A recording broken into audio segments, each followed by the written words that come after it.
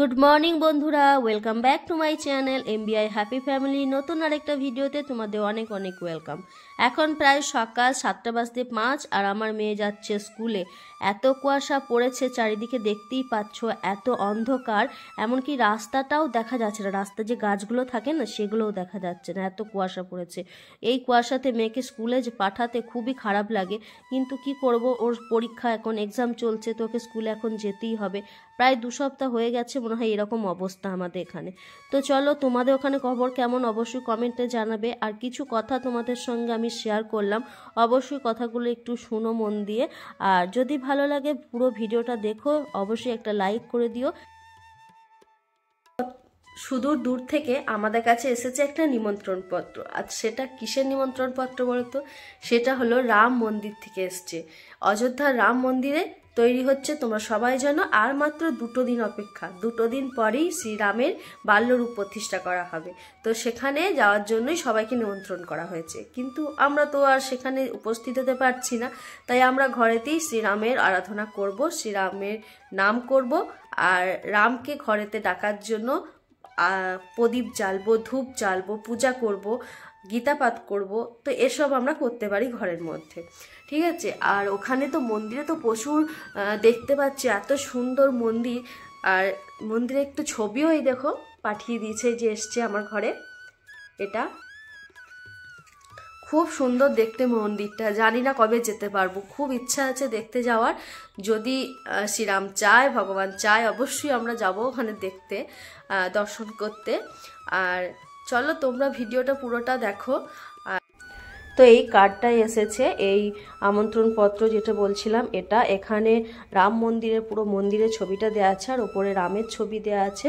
আর তার সঙ্গে আর একটা কাগজেও দিয়েছে, যেটার মধ্যে লেখা আছে পুরো মন্দির সম্পর্কে। আর একদিকে লেখা আছে পুজোর সম্পর্কে।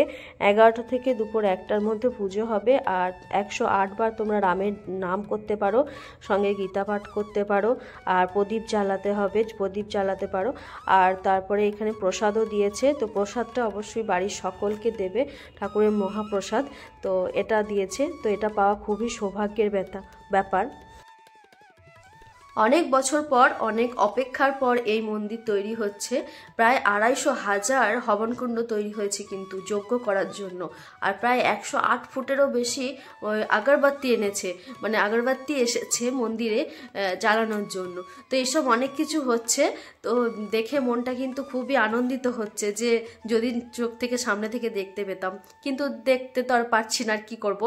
তো সেজন্যই আমরা ঘরেতেই মোমবাতি জ্বালাবো আর প্রদীপ জ্বালাবো। অবশ্যই তোমরাও কিন্তু মোমবাতি জ্বালিও, প্রদীপ জ্বালিও, আর শ্রীরামের আরাধনা করো। তো চলো একবার সবাই মিলে বলি, জয় শ্রীরাম, জয় জয় শ্রীরাম। তো মেয়েকে দিয়ে আসার পর ওর পাপাকে জিজ্ঞাসা করলাম একটু চা খাবে কিনা। তো বললো চা খাবো না, কারণ ও তো চা খায় না। তো ওই জন্য একটু কফি বানালাম। ঘরে দুধ ছিল, আসলে দুধ না থাকার জন্য না কফিটা খাওয়াও হয় না। তো ও চা যেহেতু খায় না, তো কফিটা তাও অল্প অল্প খায়। তো দুজনের জন্য 2 কাপ বানিয়ে নিলাম কফি। তো এখন যাব ঘরে, গিয়ে বসে বসে খাবো, কারণ বাইরে প্রচুর ঠান্ডা, ডাইনিংয়ের মধ্যেও প্রচুর ঠান্ডা করছে। আর ওর পাপা বাইরে থেকে এসেছে, মনে ওকে বেশি ঠান্ডা লেগেছে, চাদর ফাদর মুড়ি দিয়ে সব বসে পড়েছে। আর এখন দেখো প্রায় 10:30 বেজে গেছে, এখনও কুয়াশার মানে পরিষ্কার হয়নি আকাশ, এখনও কুয়াশা যাচ্ছেই না। আর আমি চলে এসেছি পাস্তা করতে। ঠান্ডার সময়তে গরম গরম বেশ ঝালঝাল করে পাস্তা করব বলে চলে এসেছি। ফুলকপি, মটরশুঁটি, টমেটো সমস্ত কিছু দিয়ে দিয়েছি, লাল লাল কাঁচা লঙ্কা দিয়ে ভালো করে পাস্তাটা বেশ ঝালঝাল করে করব। এতে খেতে হেভি টেস্টি হবে, কারণ শীতকালের দিকে ঝালঝাল করে খেলে কিন্তু বেশ ভালো লাগে। আর অনেকটা ধনেপাতা দিয়েছি। তো এই যে আমার পাস্তা রেডি হয়ে গেছে। তো আমি একটু খেয়েও দেখে নিলাম রান্নাঘরে কেমন হয়েছে, আর তোমাদেরকেও সেটা একটু জানিয়ে দিচ্ছিলাম যে হেভি হয়েছে খেতে। তো এখন ঘড়িতে প্রায় 2:30 বাজছে, আর এখনও আমাদের খাওয়া দাওয়া দেখো হয়নি। ভাত বেড়ে বসে আছি, আর এখন ওর পাপা ওদিকে কাজ করছে। আর ইস্যু এইমাত্র স্কুল থেকে বাড়ি এসে একটু ওকে ওই গা মাত্র মুছিয়ে দিয়েছি, স্নান করাইনি এত ঠান্ডাতে। আর দেখো এখন একটু দুপুরবেলাতে একটু আকাশটা পরিষ্কার হয়েছিল, আর পাপা গাছগুলো সব কেটে দিচ্ছে, কারণ ওই জবা গাছগুলোতে না সব ঢাকা পড়ে যাচ্ছে। অপরাজিতা গাছগুলো ঢাকা দিয়ে দিয়েছে একবারে জবা গাছগুলোকে, তাই কেটে দিয়েছে ওগুলো সব। তো ওই জন্য ভাত খাবার বলে ডাকতে এসেছি। আর ও এখন এদিকেই কাটাকুটো করছে। আসলে সকালের দিকে কোনো কাজ করা হচ্ছে না ঠান্ডাতে, ওই জন্য। আর সন্ধ্যের সময় এই যে আমার মেয়ে আর আমি দুজনে এখন নাচ গান করছি, আর এই যে বক্সিং খেলছে আমার মেয়ে, আমাকেই মারছে। আর ওর পাপা গেছে ওর মামার বাড়ি, তো ওই জন্য মা মেয়ে দুজনে মিলে সন্ধ্যাবেলাতে একটু খেলা করে নিচ্ছি। তারপরে রাতের বেলাতে এই যে আবার চলে এসেছি রান্নাঘরে। আজকে সারাদিন খাওয়া আর খাওয়াই দেখাচ্ছি তোমাদেরকে। আজকে করেছিলাম সরচুগুলি বলে আমাদের এটাকে, তোমাদের কি বলে জানি না, আমাদের এটাকে আমরা সরচুগুলিই বলি। চালের আটা দিয়ে, মানে চালের গুঁড়ো আর কি, আর কলাইয়ের ডাল পিষে এটা বানানো হয়। তো মা করে দিয়েছিল, চালের গুঁড়োটা করে পাঠিয়ে দিয়েছিল। মা আর কি শিলে বেটেছে আর কি। আগে আমাদের তো ঢেকি থাকতো, মানে যেটাতে চাল করা হয়, কিন্তু এখন আর ওসব তুলে দিয়েছে, আর ঢেকি টেকি নেই। তো মা ওই জন্য শিলেতেই করে দিয়েছে। চালগুড়ি অনেকটা চালগুড়ি পাঠিয়ে দিয়েছিল তোর পাপাকে আর কি করে দেওয়ার জন্য।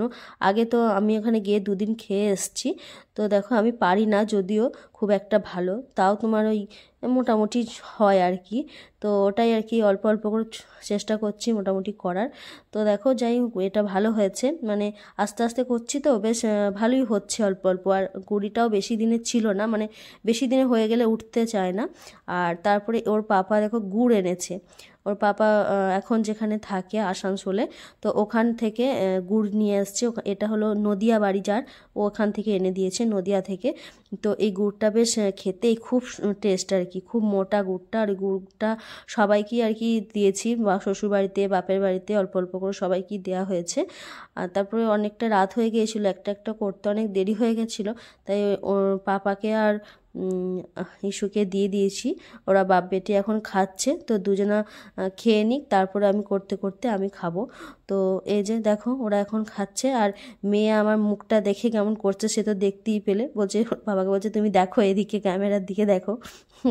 আর ওর পাপা তো মানে ক্যামেরার দিকে অত দেখতেই চায় না, ভিডিও অতটা করতে চায় না, পছন্দ করে না, তবুও আমি জোর করে করে করি।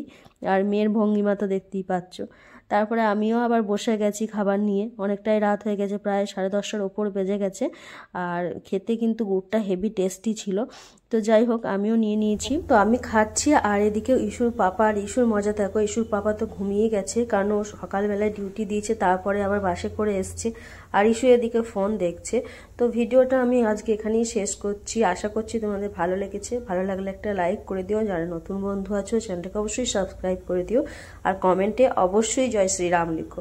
তো আজকের জন্য চলো এইটুকুনি, দেখা হচ্ছে পরের নেক্সট ব্লগে। ততক্ষণের জন্য টাটা বাই বাই, সবাই খুব ভালো থেকো, গুড নাইট, বাই বাই।